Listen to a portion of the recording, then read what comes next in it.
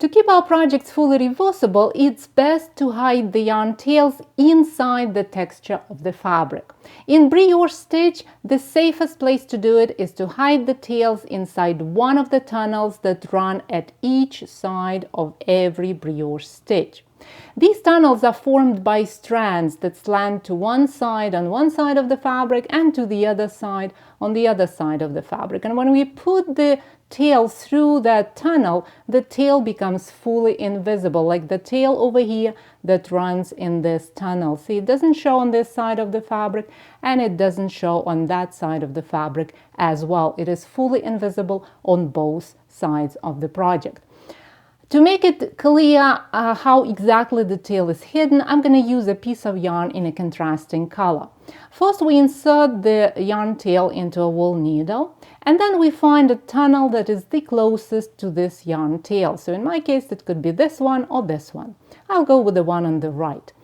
And then we skim one layer of those strands, so we don't poke through the fabric because we don't want to transfer the tail over here on the to the other side of the work.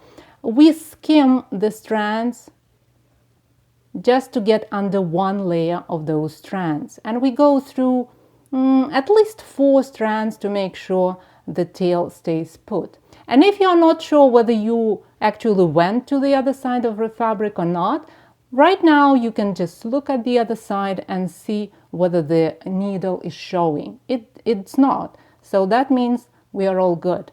And I can pull the needle through, hiding this tail in this little tunnel.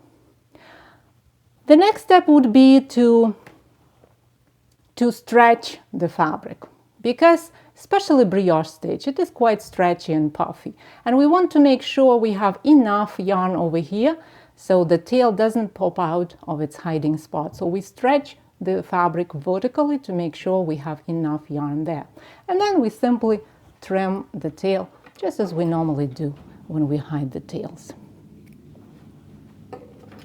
That's it.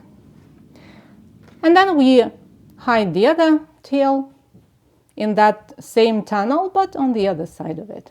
So I'm gonna go through these stitches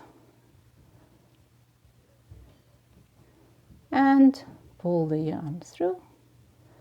Relax the fabric, that's a very important step, and trim the tail here as well.